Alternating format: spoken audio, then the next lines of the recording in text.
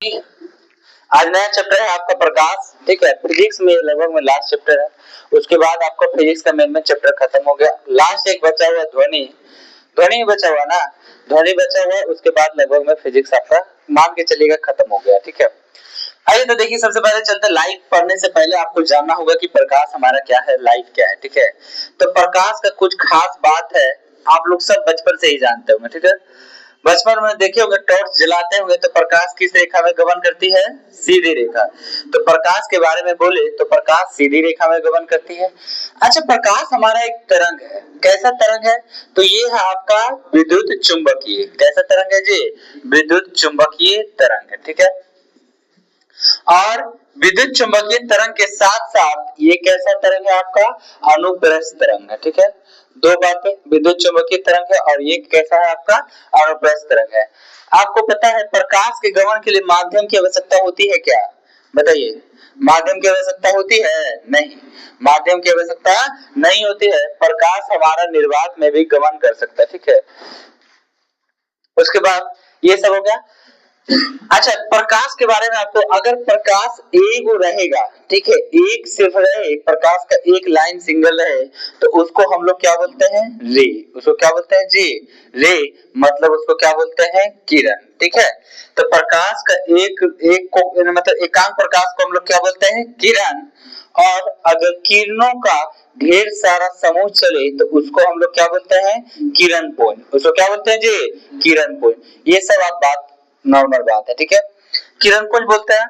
अच्छा, अगर आप किरण पुंज के आधार पे प्रकाश को बांटते हैं हम लोग तीन प्रकार से। ठीक है, किरण पुंज के आधार पे कितने प्रकार का, तीन प्रकार का। तो आपका है, पहला है आपका, एक होता है अपसारी, एक समांतर किरण पुंज।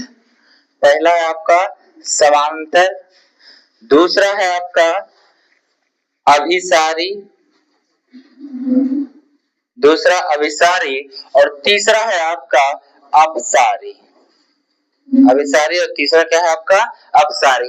क्या है इन बातों में देखिएगा, अगर सारी किरणें एक दूसरे के क्या हो, समानांतर हो, एक दूसरे के क्या हो, समानांतर, उसी को हम लोग कैसा किरण पुंज बोलते हैं, समांतर किरण पुंज। ठीक है, और एक है अभिसारी। अभिसारी को इंग्लिश में बोलते हैं कन्वर्जेंट। ठीक है, क्या बोलते हैं इसको जी, कन्वर्जेंट बोलते हैं। और इसको बोलते हैं डाइवर्जेंट। ठीक है, डाइवर्जेंट बोलते हैं। अभिसारी कन्वर्जेंट का मतलब समझिएगा कि सारा किरणें अगर कहीं से भी आए और सारा किरण एक बिंदु पर आके मिल जाए, एक बिंदु पे आके जमा हो जाए, तो इसको हम लोग क्या बोलते हैं जी, कन्वर्जेंट। अभिसारी कन्वर्जेंट इंग्लिश में। ठीक है, इसको हम लोग क्या बोलते हैं, अभिसारी। जब सारा किरण एक जगह आके मिल जाए, अगर वही इसका पलट दीजिए, अगर कहीं एक जगह से टॉर्च जलाते हैं तो उसका प्रकाश इस तरह से फैल जाता है ना। अगर एक बिंदु से प्रकाश चारों दिशा में फैल जाती है, उसको हम लोग क्या बोलते हैं जी, डाइवर्जेंट। क्या बोलते हैं इसको, डाइवर्जेंट या डाइवर्जिंग। देखिए, आज का सुबह में एक क्वेश्चन था। ठीक है, आज ही का है जी, हाँ आज का। देखिए, आज का क्वेश्चन था, एक वस्तु को 10 सेंटीमीटर की फोकस दूरी वाले उत्तल लेंस से 20 सेंटीमीटर की दूरी पर रखा गया है, तो प्रतिबिंब कहाँ बनेगा। ठीक, एक अगला क्वेश्चन पूछा है कि एक उत्तल लेंस के प्रकाशिक केंद्र से होकर गुजरने वाली प्रकाश की किरण क्या है। ठीक है, दो। ठीक, मतलब 3-4 क्वेश्चन हर हमेशा आपको देखने को मिले, कम से कम आपको 2 मिलेगा इस चैप्टर से। ठीक है, इसको एक बार अच्छे से समझ लीजिएगा, न्यूमेरिकल आपको आसानी से उड़ जाएगा। ठीक है, 3 क्वेश्चन था आज देखते हैं। तो डेली, ये सिर्फ सेट की बात नहीं है, सिर्फ ये क्वेश्चन बैंक का उठा के देखिएगा तो सारा में इस चैप्टर से पूछेगा। ध्यान से सब लोग देखिएगा, कोशिश करिएगा कि क्लास गैप ना हो आपका। ये समझ में आ गया, अभिसारी अपसारी। अच्छा, एक बात देखिएगा, आप उसके बाद आपको आगे बताएंगे कि दर्पण हमारे 3 प्रकार के होते हैं। दर्पण कितने प्रकार के, 3 प्रकार। एक होता है आपका समतल दर्पण, और एक कैसा दर्पण, समतल, और एक कौन सा, अवतल, और एक कौन सा, उत्तल। ठीक है, उत्तल। अच्छा, उत्तल को हम लोग बोलते हैं पता है क्या, इसको हम लोग बोलते हैं कॉनकेव। कौन सा बोलते हैं जी? कॉनकेव। और इसको आपका क्या बोलते हैं? कॉन्वेक्स। ठीक है, तो कॉनकेव कन्वर्जिंग से ही हमारा क्या आया इसमें? कॉनकेव। कन्वर्जिंग से क्या है हमारा? कॉनकेव। तो इसमें जो है सारा किरण क्या होगा? एक जगह जाके जमा करेगा कौन? अवतल दर्पण। इसीलिए इसका अवतल दर्पण को इंग्लिश में क्या बोलते हैं? कॉनकेव। कन्वर्जिंग से ही हमारा है। ठीक है, यहाँ तक तो कोई दिक्कत नहीं। क्या निशा, किसी को कोई दिक्कत? आपको समझ में आया? पूछिएगा। ललिता, समझ में आया ना? इतना समझ में आया ना बाबू? बोलिए, किसी को कोई दिक्कत है तो बोलिए। इसमें तो कोई दिक्कत नहीं, बेसिक है। ठीक है, चलिए अब आपको बताते हैं आखिर जो प्रकाश है, आपको पता है कि प्रकाश एक इतना मतलब क्या कह सकते हैं इसको, रूठने वाला है। अगर इसको थोड़ा सा जगह नहीं दिया जाए, घर नहीं दिया जाए, तो ये तुरंत लौट के वापस चला जाएगा। ठीक है, तो क्या हो गया? तो याद रखिएगा, प्रकाश के सबसे बारे में चलते हैं पहले। दर्पण कितने प्रकार के होते हैं आपके? 3 प्रकार। ठीक है, तो दर्पण 3 प्रकार के, एक है आपका समतल, एक है उत्तल। अच्छा एक बात बताइए, समतल उत्तल से पहले एक बात और बताइए। आप देखिएगा वस्तु हमारे 3 प्रकार के होते हैं। वस्तु कितने प्रकार के? 3 प्रकार। ठीक, एक तो होते हैं आपका कैसा? अपारदर्शी। ठीक है, अपारदर्शी। और दूसरा होता है क्या चीज? पारदर्शी। और तीसरा होता है आपका पारभासी। ठीक है, क्या होता है इंग्लिश में? पारभासी। ठीक है, समझ लीजिए क्या होता है। आप पार, क्या जी? आप पार, इसमें आर पार नहीं करेगा, इसमें आर पार नहीं करेगा। नोट में आपका लिखा हो रहेगा, यहाँ समझाते थे, ऐसे सब लोग जानते हैं। अपारदर्शी में आर पार नहीं करेगा। पारदर्शी उसके आगे भी दिखेगा, जैसे प्लास्टिक वगैरह देखिए, या तो कुछ भी चीज है ना, जैसे जाली से आर पार मेरा दिख रहा है ना, तो ये पारदर्शी में आर पार दिखने का हमारा काम क्या होता है जी? हो जाता है। ठीक है, एक पारभासी है, मतलब आधा दिखेगा आधा नहीं दिखेगा। कैसा दिखेगा इसमें जी? धुंधला। ठीक है, धुंधला दिखेगा आपको। अपारदर्शी में क्या है? जैसे पारभासी, पारदर्शी में क्या होगा? पानी वगैरह हो गया आर पार दिखता है। ठीक है, हवा हो गया दिखता है। अपारदर्शी में जितना भी दीवार वगैरह ये सब। पारभासी का एग्जांपल देखिए, याद रखिएगा क्या क्या हो जा सकता है। प्लास्टिक, प्लास्टिक जो आपका आएगा ये किस में आएगा? पारभासी में। ठीक है, उसके बाद तेल लगा हुआ कागज, तेल लगा हुआ कागज। ठीक है, उसके बाद घिसा हुआ कांच। अगर कांच देखते हैं, अगर कांच पूरा फ्रेश रहता है तो आर पर मेरा दिख जाता है, लेकिन घिस जाता है तो कैसा दिखता है जी? धुंधला, आधा दिखता है आधा नहीं दिखता है। तो घिसा हुआ कांच जो आपका आएगा किसमें आएगा? पारभासी। किसमें आएगा जी? पारभासी। कोई दिक्कत यहाँ तक? तो 3 प्रकार का आपका पारदर्शी, अपारदर्शी, पारदर्शी और पारभासी। कोई दिक्कत? अगला है, अगर आपको बात करें कि प्रकाश की चाल की कियत क्या होती है। ठीक है, चले यहां तक दिक्कत नहीं। आपसे पूछेगा प्रकाश का, अगर पूछे कि चाल, इसको याद कर रखिएगा जरूर, ये आपको पूछेगा। ठीक है, प्रकाश का चाल की बात करें तो क्या होता है प्रकाश का चाल? देखिए, अगर प्रकाश चले निर्वात में, प्रकाश कहाँ चले जी? निर्वात में, तो इसका चाल होता है 3 गुने 10⁻8 मीटर पर सेकेंड। ठीक है, अब बताइए कांच में ज्यादा अच्छे से चलेगा कि जल में चलेगा? तो बताइए, कांच में प्रकाश की चाल ज्यादा होगी या जल में प्रकाश की चाल ज्यादा होगी? तो बताइए। अरे किसमें? कांच में, जल में? जल में। किसमें? जल में। तो जल में हो जाएगा 2.25 गुने 10⁻8 मीटर पर सेकेंड। देखिए पावर में सबका मान वही रहेगा और सब मीटर पर सेकेंड में। ठीक है, इससे कम रहेगा कांच में, इसीलिए कांच में प्रकाश की चाल कितना होता है? 2 गुने 10⁻8 मीटर पर सेकेंड। कितना था जी? 2 गुने 10⁻8 मीटर पर सेकेंड। अच्छा, एक है आपका, थोड़ा सा और एक बता दे रहे हैं, एक दो और।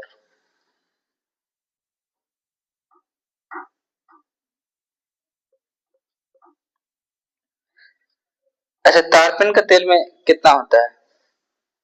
एक तारपीन के तेल का जरूर याद रखिए।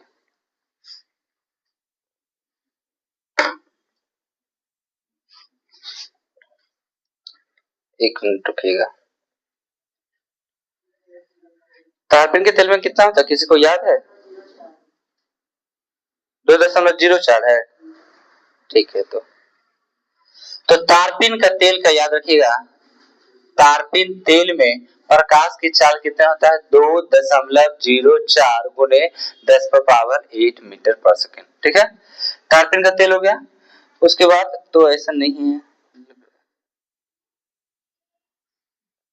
हाँ तारपीन का तेल में कहता है 2.04। ठीक है, अगर और एक है रॉक साल्ट, अगर रॉक साल्ट में पूछे कि बताइएगा, रॉक साल्ट मतलब नमक वाला में, ठीक है, नमक में प्रकाश की चाल कितना होता है 1.96 गुने 10⁻8 मीटर पर सेकेंड। ठीक है, कोई दिक्कत, ये याद रखिएगा। प्रकाश की चाल निर्वात में कितना होता है जी 3 गुने 10⁻8 मीटर पर सेकेंड।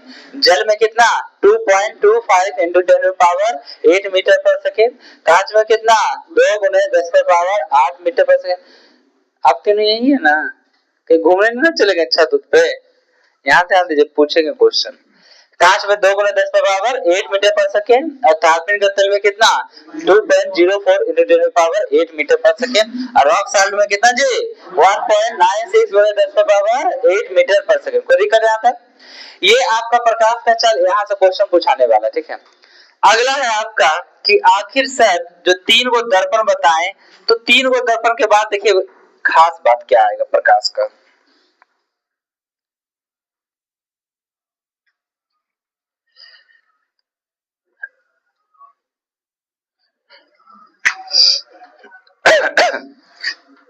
एक देखिए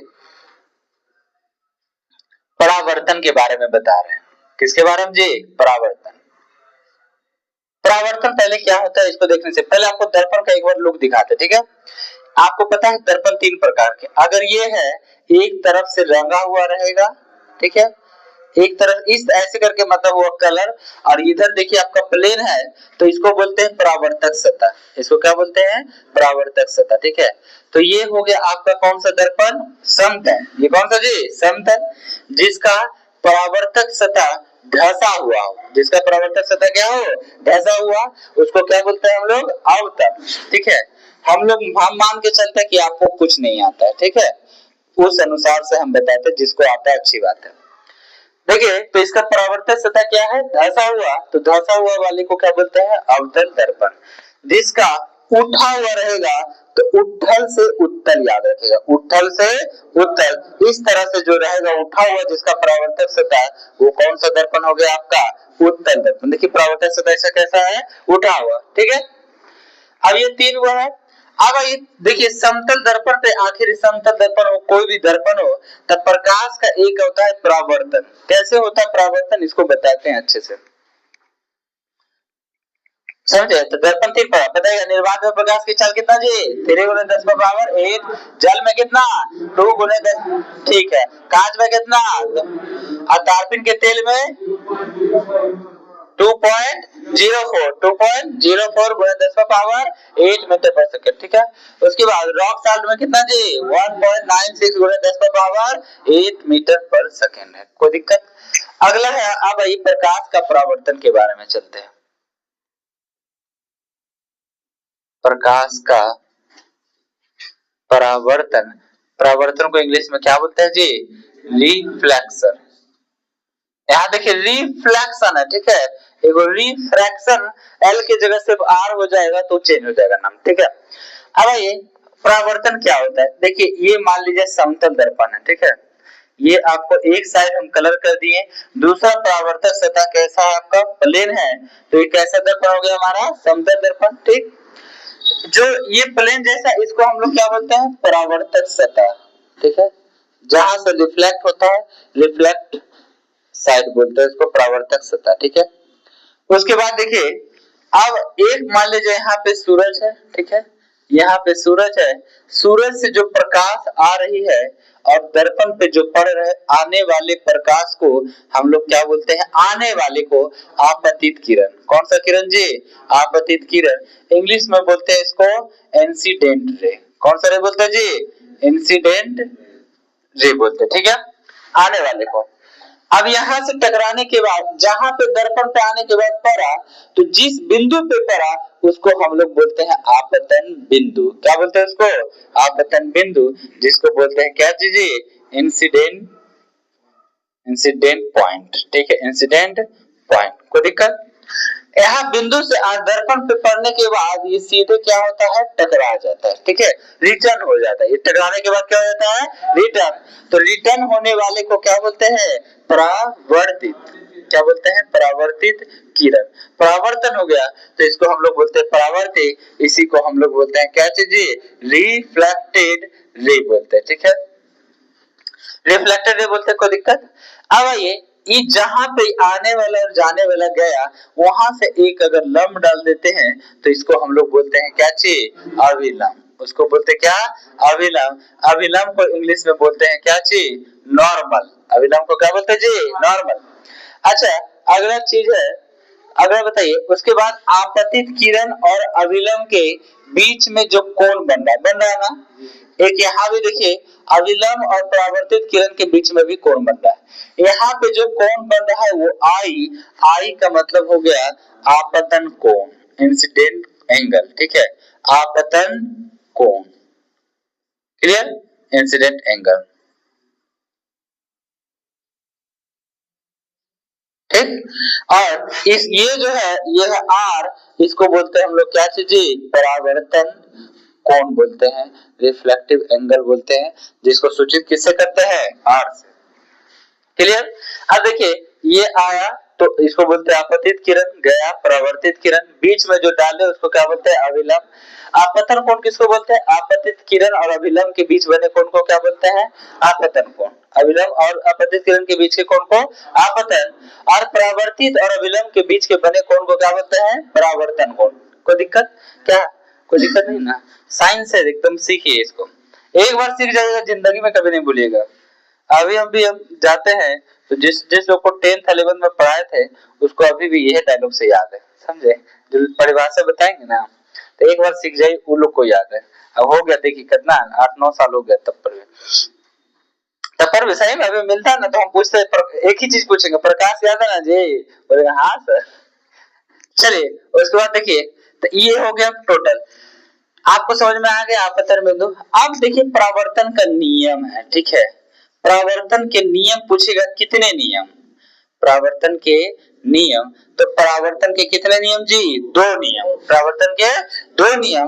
पहला नियम क्या बोलता है परावर्तन का, देखिए इसमें कह रहा है आपतित किरण, आपतित किरण, पहला नियम है आपका कि आपतित किरण और परावर्तित किरण, आपतित किरण और परावर्तित किरण और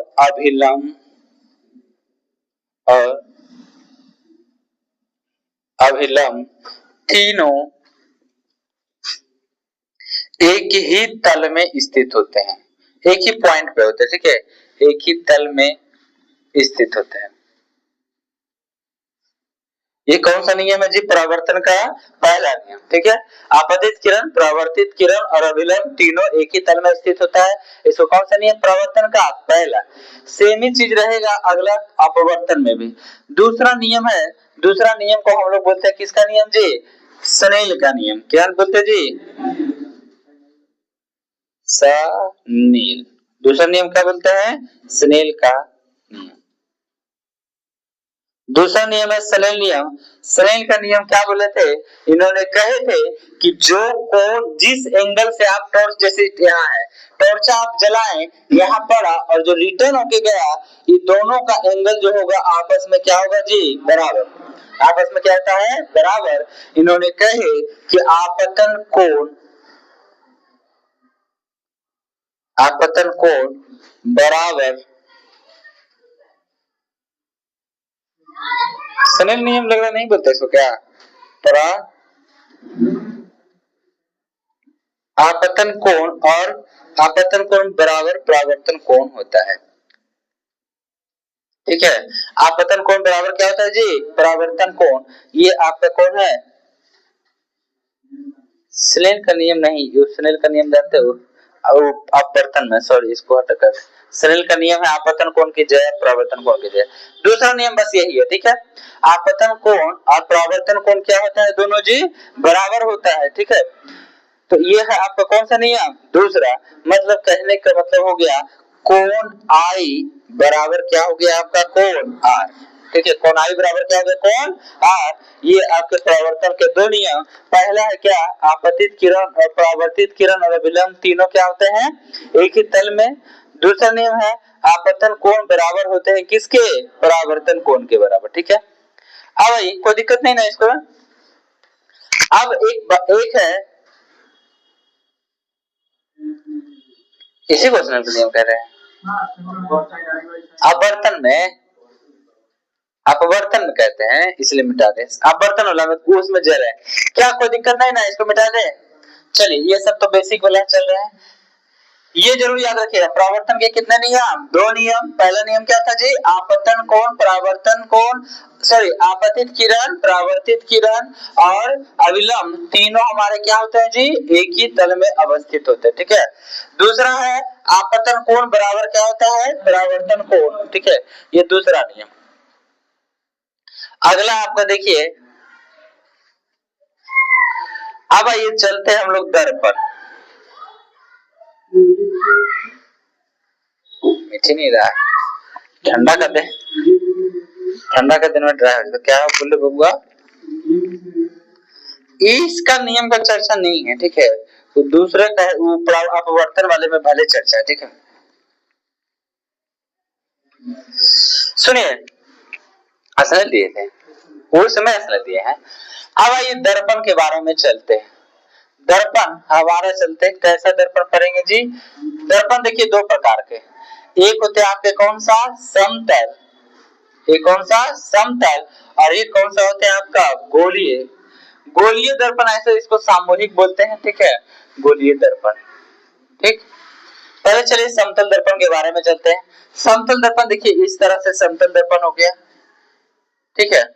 अब इसमें देखिए क्या होगा, इसको जानने से पहले ये बात बताइए, पहले इसमें आपतन कोण और परावर्तन कोण क्या होगा जी, बराबर।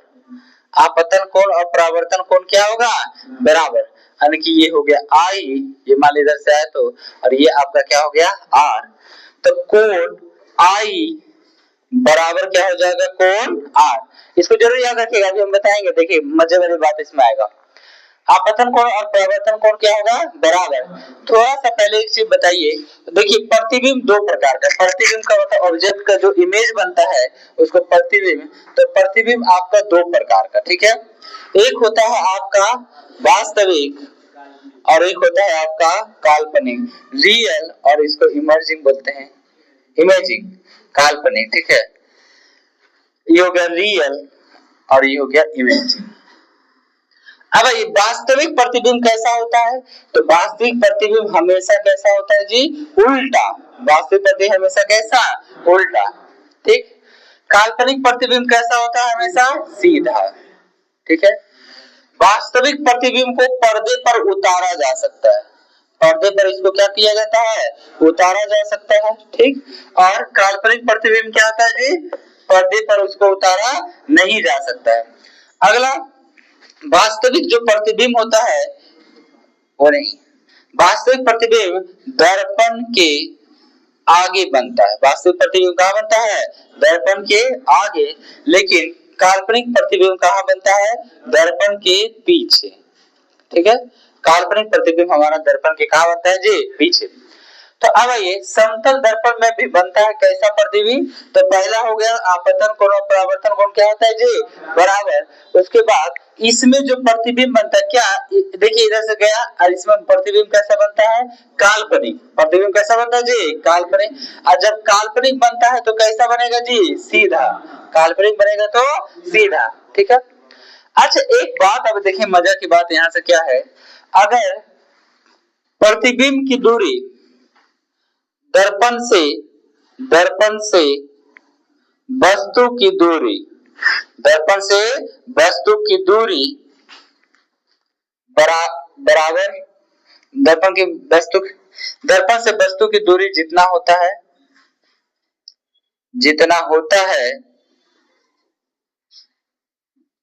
उतना ही प्रतिबिंब दर्पण से दूर होता है, ठीक है, दूर होता है। एक चीज आप लोग देखेंगे, जब देखते हैं कि घर में जैसे समतल दर्पण हमारा रहता है, तो आप दर्पण से मान लीजिए कितना दूर है, 50 मीटर दूर है। मान लीजिए 50 मीटर आप दूर है, तो आपका जो चेहरा बन रहा है शीशा में, वो शीशा से वो दर्पण भी कितना मीटर दूर दिख रहा है, 50 मीटर। कितना मीटर, 50 मीटर। लेकिन एक बात ये है, देखिए दूरी में कैसा दिखा जी, बराबर। दूरी में कैसा दिखा, बराबर। लेकिन एक बात आपको पता है, अगर वस्तु भी चाल से जाता है, अगर वस्तु भी चाल से पीछे जाता है, अगर मान लो जाए कोई वस्तु है, अगर भी चाल से दर्पण से दूर जा रहा है, ठीक है, भी चाल से दर्पण से क्या हो रहा है, दूर जा रहा है, तो प्रतिबिंब किस चाल से जाएगा, ये क्वेश्चन पूछा हुआ है। तो प्रतिबिंब बताइए किस चाल से जाएगा, उसी चाल से जाएगा। बहुत अच्छा, गलत मार के आ गए आप। तो प्रतिबिंब टू भी चाल से पीछे जाएगा, टू भी चाल से पीछे जाएगा। ध्यान रखिएगा, चाल में क्या होगा जी आपका, दुगना। चाल में क्या हो जाएगा, दुगना। तो अगर वस्तु किस चाल से जाता है, भी चाल से जाता है, तो वो किस चाल से आपका जाएगा, टू भी चाल से, ठीक है। अगर अब एक और है, अगर समतल दर्पण को थीटा कोण से घुमाते हैं, किस कोण से जी, थीटा कोण से। इसमें इंक नहीं है, थोड़ा सा इसमें डालिए इंक, ये राजू डालिए तो इसमें।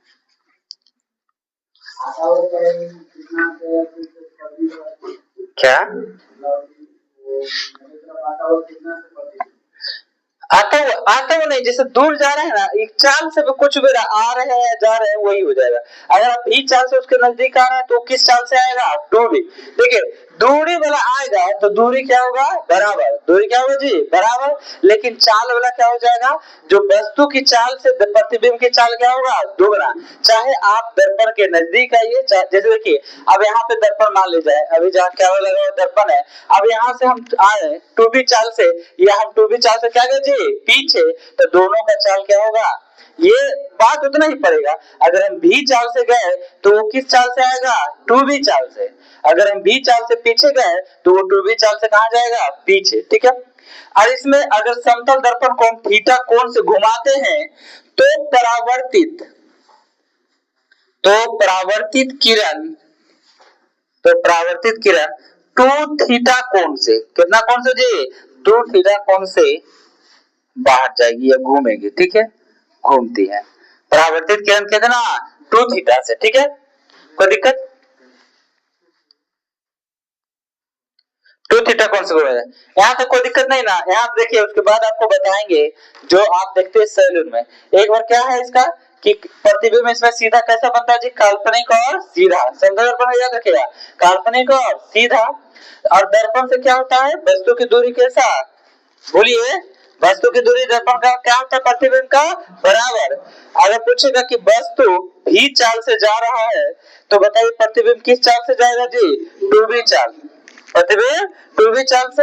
अगला क्वेश्चन है आपका कि अगर समतल दर्पण को थीटा कोण से मान लिया ऐसे रोटेट करते, क्या करते हैं, थीटा कोण से घुमाते हैं, तो उसका जो परावर्तित किरण है किस कोण से घूम जाएगा, टू थीटा। इसको याद कर लीजिए, कोई दिक्कत।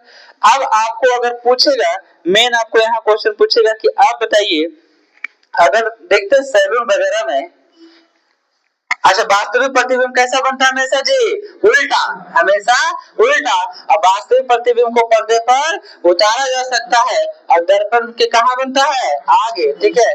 और ये कहाँ बनता है, काल्पनिक सीधा, और दर्पण के पीछे, इसको पर्दा पर उतारा नहीं जा सकता है।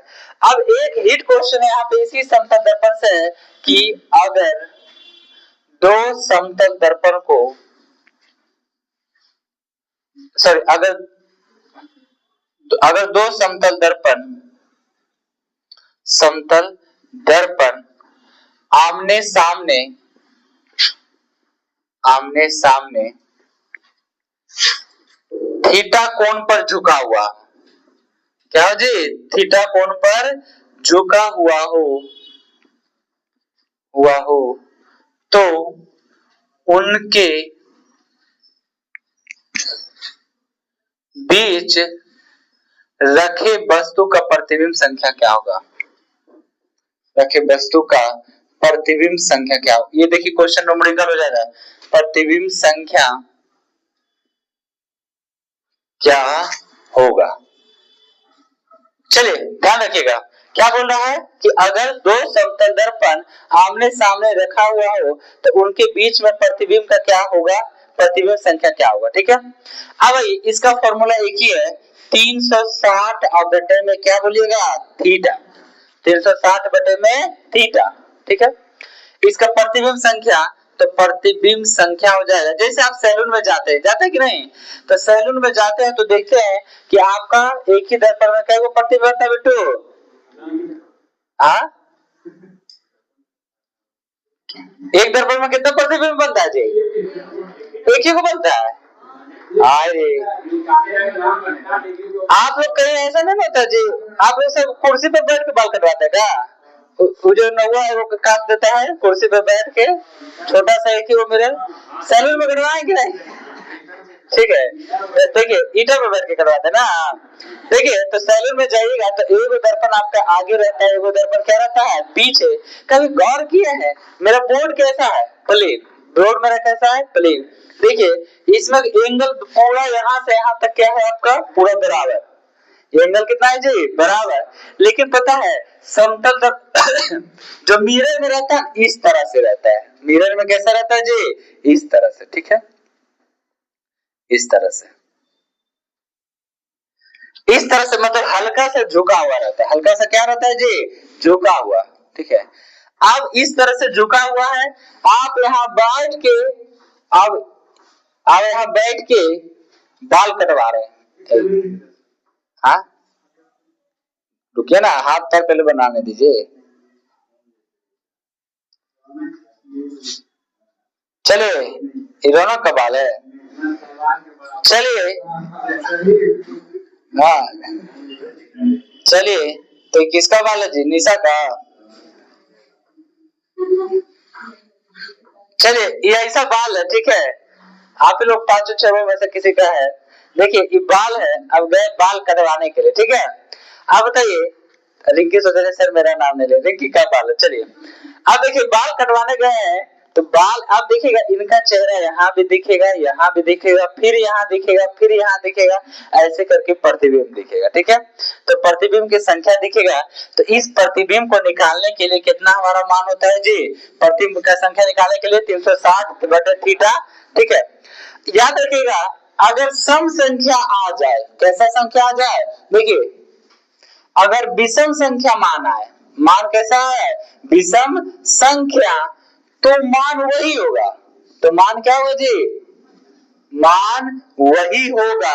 लेकिन ठीक है, लेकिन अगर अगर मान अगर मान सम संख्या आ जाए, सम संख्या आ जाए तो उसमें -1 कर देते, उसमें एक घटा देते हैं। समझ में आया, अगर क्या आ जाए जी, मान इसका कितना आ जाए हमारा, देखिए विषम संख्या आएगा तो कोई दिक्कत नहीं, जैसे यहाँ पे कुछ भी थीटा का मान हो, अगर काटने के बाद विषम संख्या है तो हमारा उतना ही मान होगा। लेकिन अगर मान हमारा क्या आ जाए, सम संख्या, तो सम संख्या में कितना घटा देंगे, एक। कहने का मतलब क्या होगा जी, हमेशा इसका मान कैसा रहेगा, विषम, मान कैसा रहेगा हमेशा, विषम। क्योंकि देखिए इसमें भी क्या है हमारा जी, सम संख्या है ना जी, इसमें भी क्या है, सम संख्या में से एक घटाएंगे तो क्या हो जाएगा, विषम। यहाँ भी मान क्या है आपका, विषम। चलिए क्वेश्चन लिखिए जल्दी से, एक क्वेश्चन लिखिए जल्दी से।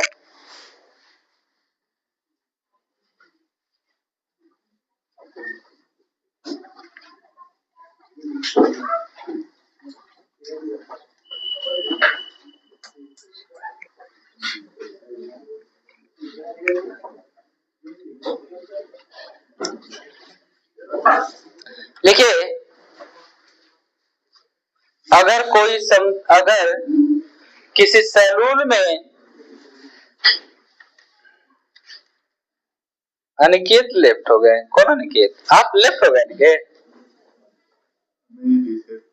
अच्छा, फोन रिसेट मार देते हैं। ओ अच्छा, रिसेट मार देते हैं इसलिए लेफ्ट हो, ग्रुप से लेफ्ट हो जाता है ऑटोमेटिक। चलिए देखिए, अगर सैलून में दो दर्पण जो कि 30 डिग्री कोण पर झुका हुआ है,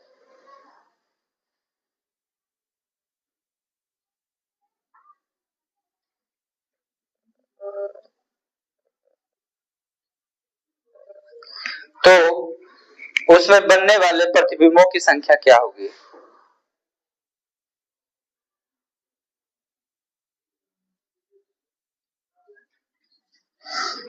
तो उसमें बनने वाले प्रतिबिंबों की संख्या क्या होगी? अगला क्वेश्चन लिखिए, लिखिए ना पहले एक और। अगर दो समतल दर्पण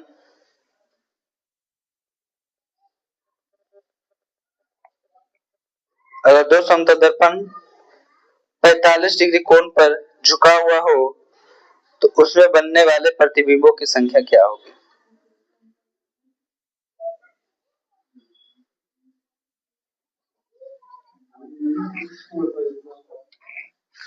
ठीक है,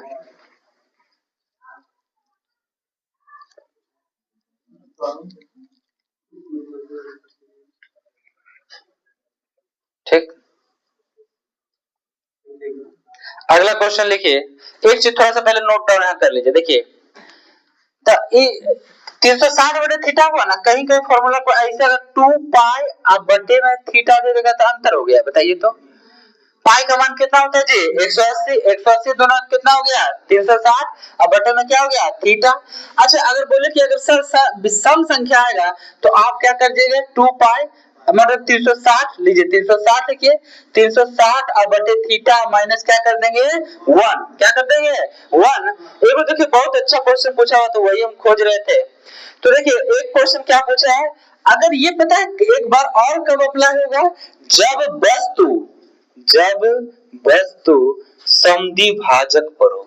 जब वस्तु कहां हो? समद्वि भाजक पर स्थित हो। तो फॉर्मूला आप स्थित हो तो फॉर्मूला आप यही लगाइएगा। ठीक है, जब वस्तु किस पर हो जी? समद्विभाजक पर, तो फॉर्मूला आपका यही लगेगा। चाहे इसमें सम आए विषम आए उससे मतलब नहीं है। एक क्वेश्चन और लिखिए तो झटाक से जल्दी सब, फिर हम तीनों को एक ही बार बता देंगे। देखिए, अगर कोई वस्तु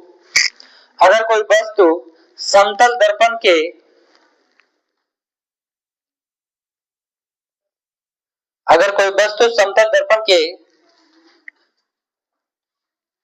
समद्विभाजक पर अगर कोई वस्तु समतल दर्पण के समद्विभाजक पर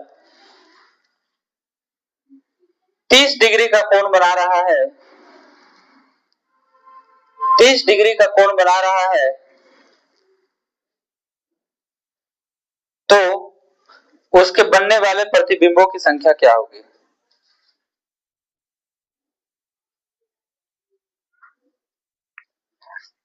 ध्यान रखिएगा, जब भी वहां लिख लीजिएगा नोट में। अच्छा, खैर आप लोग को तो नोट्स मिलेगा ना।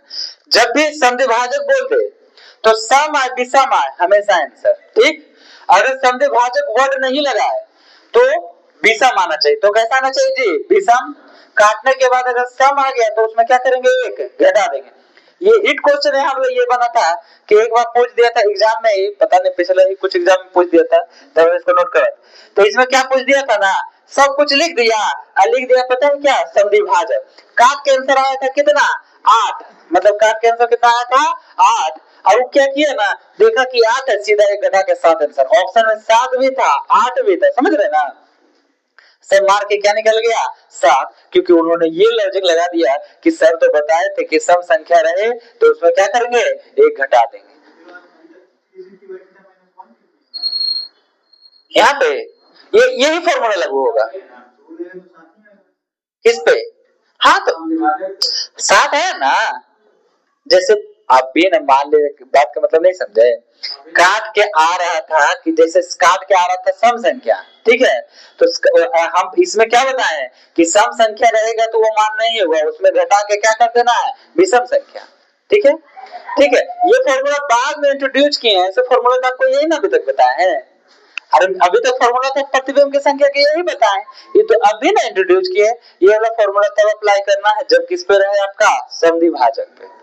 तो जैसे ये फॉर्मूला सब लोग नहीं लगाया था, सब लोग गलत करके क्या आ गया था, सब लोग सीधा लगाया 360 बटा थीटा कर दिया, जितना आंसर आया आके आ गया था, मान लो 30 डिग्री है तो 3 छक्का कितना 12 है ना, 12 ना जी, तो 12 तो मार के आ गया था आंसर 11, ठीक है, मान लीजिए 11 आंसर आ गया, तो 11 वहां क्या हो जाएगा, गलत हो जाएगा, जब अगर लिख दे क्वेश्चन में कि वस्तु कहाँ रखा हुआ हो, संधि भाजक पे। कौन बोला, आप पहले बनाइए, तीनों बनाइए, चारों बनाइए, हम बताते हैं, बना लिए, चलिए आप देखिए, लाइए,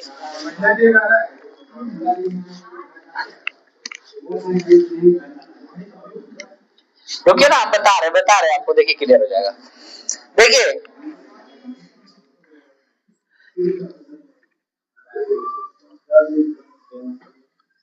आप सुनिए क्या है, आपने क्या कहा जी, पहला क्वेश्चन क्या है जी, पहला क्वेश्चन को बोलिए क्या है, कितना कोण पे बना हुआ, थीटा का मान कितना जी, 30 डिग्री, समद्वि भाजक का चर्चा है, अरे नहीं है, तो किस पर कौन सा फॉर्मूला, ये वाला फॉर्मूला 360 बटे थीटा, समद्वि भाजक नहीं है तो 360 बटे थीटा, अरे फॉर्मूला होता है चचा 360 बटे थीटा, 360 का मान तो है ही, और थीटा का मान कितना 30, काट दीजिएगा कितना आ गया 12, लेकिन आपका क्या कहता है थ्योरी कि सर अगर सम संख्या आ जाएगा तो आप उसमें एक क्या करिएगा, घटा दीजिएगा, सम संख्या आ जाएगा तो क्या करिएगा, एक जी घटा दीजिएगा, मान कितना आ गया 11, क्लियर। अगला क्वेश्चन बोलिए क्या था, अगर कितने डिग्री पे झुका हो, थीटा का मान कितना जी 45, क्या समद्वि भाजक का चर्चा उस क्वेश्चन में है, नहीं है, तो नहीं है तो फिर यही फॉर्मूला लगाएंगे, प्रतिबिंब की संख्या 360 और बटे में थीटा, तो 360 और थीटा का मान कितना जी 45, अब 45 कितना जी 45 जी 45 360, देखिए पहाड़ नहीं आता आप लोग को, बोलिए अब बताइए फिर क्या माना गया आपका, सम संख्या, मान क्या गया सम, तो क्या बोले थे, लेकिन अगर सम संख्या आ जाएगा सर तो उसमें क्या घटा देंगे, एक घटा देंगे, तो एक इसमें घटा दिए, मान कितना हो गया आपका 7, मान कितना हो गया 7, ठीक है। हमको एक लड़का हमको भेजा था इधर, अभी ग्रुप डी का एग्जाम शायद चल रहा है ना जी, यहाँ पे कौन कौन लोग ग्रुप डी का एग्जाम दिए ना, तो दिए, न्यूमेरिकल पूछ रहा है, दिए ना न्यूमेरिकल पूछ रहा है ना, हमको क्वेश्चन का बहुत सारा लिख के आया था, तो हमको भेजा था साइंस में, तो उसको उसको पहले पढ़ता था, तो उसको सारा क्वेश्चन और फिजिक्स का लगभग सारा बना लिया, इनफैक्ट न्यूमेरिकल था एक आध दो को फंस रहा था, और वो जो अभी आपको अपडेटेड में पढ़ा ना इलेक्ट्रिसिटी वगैरह वाला डिटेल में, तो सारा उसी से था। हम उसको फिर भेजे तो हमको कह रहा सर आप हमको पहले कहा ना नोट्स में बताएं कि अपडेट कर दिए, किसमें, वो चुंबक में पढ़ाएगा, अच्छा चुंबक चैप्टर छूटा हुआ है ना, चुंबक छूटा हुआ है, चुंबक पढ़ा देंगे, ठीक है, ये ऑप्टिक्स खत्म होगा, चुंबक छूटा हुआ का चैप्टर ही वो अलग चैप्टर में पढ़ेंगे, ठीक है। चलिए तो याद रखिएगा, आपको जो अगर ग्रुप डी का एग्जाम दे रहे हैं तो 25 में आपको 25 क्वेश्चन लगेगा साइंस का, ठीक है, इतना गारंटी रहेगा कि जो भी फिजिक्स केमिस्ट्री बायोलॉजी, केमिस्ट्री में भी ममता मैम डिटेल में ही पढ़ाती है, हम मेरा तो जितना नोट्स है और उसको भी मैंने मॉडिफाई कर दे रहे हैं, मॉडिफाई मतलब एक्स्ट्रा क्वेश्चन ऐड कर रहे हैं, तो वो आपका समझ बहुत अच्छा कर दे रहे हैं, ठीक है, हम तो इतने में काम चला देते हैं पढ़ा के, मैंने तो उसमें भी मॉडिफाई कर दिया। चलिए आइए देखिए, सही बोले ना, तीसरा क्वेश्चन आइए, नहीं आप खुद एग्जाम देते हो तो क्या जी बना था आपसे राजू, आप दोनों तो नया है, आपसे बना था क्वेश्चन, बन रहा था, झूठ मत बोल के, ऐसा मत है कि इम्प्रेस करना है किसी को, ठीक है, बन रहा था ना, बस हम साइंस देखिए, साइंस और हिस्ट्री के टीचर हैं ज्यादातर, पढ़ाने का तो ऑलराउंडर है, सारा सब्जेक्ट पढ़ा देंगे, दो चीज में गारंटी लेंगे आपका क्वेश्चन नहीं छूटेगा, ठीक है, साइंस हिस्ट्री और इकोनॉमिक्स। चलिए तीसरा में थीटा का मान कितना था 100, बोलिए देखिए, लेकिन आपने क्वेश्चन को ध्यान से नहीं देखा। क्वेश्चन में क्या कहा है? वस्तु जो है हमारा समद्विभाजक। समद्विभाजक का मतलब क्या होता है सो बताते हैं। अगर ये सुनिए, ये आपका है, ये आपका देखिए इसके जितना डिग्री पे है ना, उससे ये क्या है जी? आधा। समझिएगा, आपको क्वेश्चन पूरा पढ़िए, थोड़ा सा क्वेश्चन टफ बन गया है। क्या है जी क्वेश्चन? पढ़िए एक बार। क्वेश्चन कह रहा है, अगर क्या लिखे थी? अगर दो वस्तु अच्छा, अगर कोई वस्तु, अगर को लिख दिए, अगर कोई वस्तु समतल दर्पण के समद्विभाजक पर 30 डिग्री, ध्यान रखिएगा यहाँ पे हम समतल दर्पण की चर्चा किए हैं क्या? हम ये बोले हैं कि समतल दर्पण झुका हुआ है? अरे बोले हैं? फिर बोलते हाँ बोल रहे हैं। हम बोले वस्तु झुका हुआ है। क्या झुका हुआ है? वस्तु। तो क्या कह रहा है कि समतल दर्प क्या कह रहा है? अगर कोई वस्तु समतल दर्पण के समद्विभाजक, ये हो गया समतल दर्पण, और इसके समद्विभाजक, समद्विभाजक का मतलब क्या होता है? आधा। समद्विभाजक का मतलब आधा। तो ये समद्विभाजक, मान लीजिए समतल दर्पण का जितना कोण है, उसके समद्विभाजक पर कौन है जी? वस्तु। उसके समद्विभाजक पर कौन झुका हुआ है? वस्तु। तो वो कितना डिग्री है? 30 डिग्री। कितना डिग्री? 30। मतलब वस्तु का मान कितना है जी? 30। वस्तु का मान 30 और बटे में समतल और बटे में 2, सॉरी समतल बटे में 2 इक्वल टू कितना? 30। बताइए समतल कितना डिग्री पे झुक गया? 30 दूनी 60। और इधर चला गया तो समतल कितना पे? 30 दूनी 60। क्लियर? समझे? 60। तो मतलब थीटा का मान हमारा कितना हो गया है? 60। थीटा का मान कितना? 60। तो यहाँ थीटा का मान आपका कितना डिग्री हो गया? 60 डिग्री। और फॉर्मूला क्या होता है अगर समद्विभाजक करो तो जी? 360 अब बटे में थीटा अब माइनस 1 6 36 अब माइनस 1 कर दीजिएगा, कितना चाचा? 5। आंसर। ठीक है, ये क्वेश्चन इसी का लिखिए थोड़ा सा, उससे कोई मतलब नहीं है। हाँ, एक सब में घटेगा। ठीक है, अगर मान लीजिए यहाँ पे कितना रखते तो ये आ जाता है, बताइए तो। काटने में कोई सम नहीं आ रहा है, विषम नहीं आ रहा है, आएगा ही, होगा नहीं, कोई ऐसा थोड़ी नहीं आएगा। चलिए लिखिए अगला, अगला लिखिए क्वेश्चन। अगर अगर समतल दर्पण, लिखिए अगर समतल दर्पण,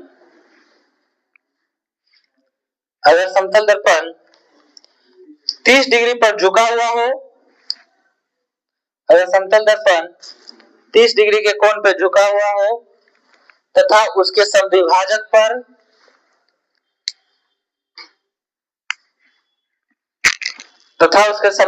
पर एक वस्तु रखा हुआ हो, तो बनने वाले प्रतिबिंबों की संख्या क्या होगी? तो बनने वाले प्रतिबिंबों की संख्या क्या होगी?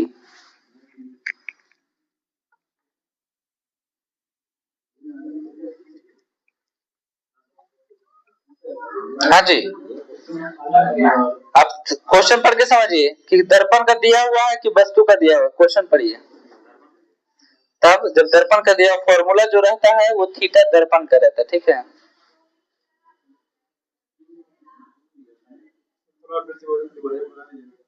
क्या बता दे? समद्विभाजक का मतलब, समद्विभाजक का मतलब कुछ नहीं, जब भी समद्विभाजक का रहेगा ना आप ये फॉर्मूला लगाइएगा। ठीक है, बस आपको ध्यान ये देना है कि थीटा किसका दिया हुआ है। अगर दर्पण का लिख दिया कि दर्पण झुका हुआ है तब तो थीटा का मान वही हो जाएगा, सेम टू सेम। ठीक, अगर बोल देगा कि वस्तु झुका हुआ है तो थीटा का मान दुगना कर दीजिएगा। कितना कर दीजिएगा? दुगना। अगर वस्तु रहे क्या बोले कि समतल बटे 2 इक्वल टू क्या होता है? वस्तु। वस्तु जो होता है दर्पण जितना पे रहता है ना, उसके समद्विभाजक का मतलब आधा। कितना? आधा। तो यहाँ अगर 60 डिग्री पे झुका हुआ तो वस्तु कितना हो जाता है? 30। ठीक है, लेकिन आपको और कभी कभी क्वेश्चन दे देगा कि वस्तु 30 डिग्री कोण पे झुका हुआ है, तो लेकिन फॉर्मूला तो आपका समतल का ना होता है। तो वस्तु 30 पे है तो बताइए समतल का कितना मान निकलेगा? 30 दूनी चल जाएगा तो कितना? 60। मतलब इस थीटा का मान हमारा कितना निकल गया? 60। थीटा का मान कितना निकल गया 60। अगर ये बोले कि वस्तु झुका हुआ है तब आप उसको क्या करिएगा, जितना कोण मान दिया रहेगा ना उसमें 2 से क्या करिएगा गुणा। लेकिन अगर समतल दर्पण बोल दिया कि समतल दर्पण झुका हुआ है तो आप उसमें कोई भी चेंज नहीं करिएगा, थीटा का मान क्या रहेगा वही रहेगा। बोलिए कितना आंसर आया जी, कितना आ गया? ठीक है 11 आ गया तो कर दीजिए। तो सिंपल था तो कितना मान था 30 था तो काट दीजिए, बढ़ते 36 माइनस 1 गया कितना 11। क्लियर? 360 में से भागा लगाइएगा 30 और आ गया कट के 12 और उसमें से 1 घटा दीजिएगा, कितना आ गया 11। देखिए समद्विभाजक वाला ही क्वेश्चन था जी, ठीक है। और एक खास और बात है थोड़ा सा, हाँ जी बोलिए।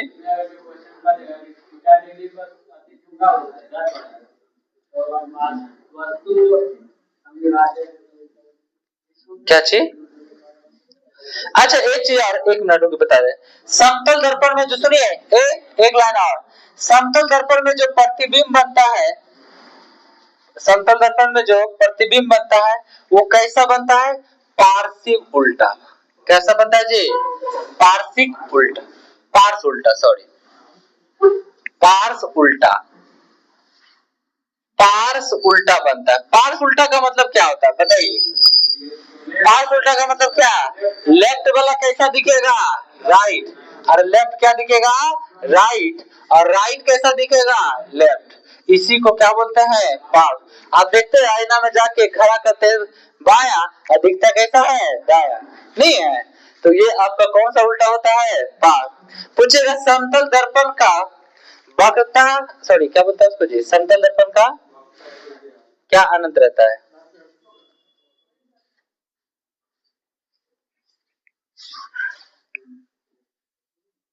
अच्छा छोड़िए वो आएगा तो बता देंगे। यहाँ समतल दर्पण का फोकस दूरी क्या होता है जी? अनंत। याद रखिएगा, हाँ फोकस दूरी ही तो समतल दर्पण का फोकस दूरी क्या होता है जी? अनंत। फोकस दूरी कैसा? अनंत। बस समतल दर्पण में इससे ज्यादा आपको क्वेश्चन नहीं पूछेगा। एक अनंत वाला पूछेगा समतल दर्पण का फोकस दूरी क्या होता है? अनंत। इसका प्रतिबिंब कैसा बनता है? पार्श्व उल्टा। एक उल्टा रहेगा तो अगर बन रहा है ऐसे वस्तु रखा ऐसे, मोड़ी ऊपर पैर नीचे, तो इसको बनेगा कैसे? मोड़ी नीचे पैर ऊपर। ये हो गया सिर्फ उल्टा। पार्श्व उल्टा का मतलब बायां टू क्या दिखेगा? दाया, दाया का बायां। क्या हो जाएगा? कोई दिक्कत? यहाँ पूरा क्लियर ना? ये थ्योरी से कुछ समझ में आ गया वो क्वेश्चन वाला? ठीक है आज के लिए इतना ही। क्या काल्पनिक? हाँ जी सीधा बनेगा। नहीं समझे सीधा क्या होता है? सीधा का मतलब हो गया, देखिए ये ऐसे है मोड़ी ऊपर पैर नीचे, तो ये हो गया सीधा। इसका प्रतिबिंब कैसे बनेगा? मोड़ी ऊपर पैर नीचे, तो ये सीधा ही बना है, ठीक है। लेकिन फर्क क्या होगा? ये देखिए ये इसका लेफ्ट है, इसका राइट है ना? लेकिन यहाँ पे उल्टा हो जाएगा, ये हो जाएगा राइट और ये क्या हो जाएगा? लेफ्ट। समझे? बस बनेगा सीधा ही। आएगा आप सीधे पलट दे तो उसको बोलते हैं उल्टा। ठीक है, ठीक है आज के लिए फिजिक्स में इतना ही। निकालिए अगला।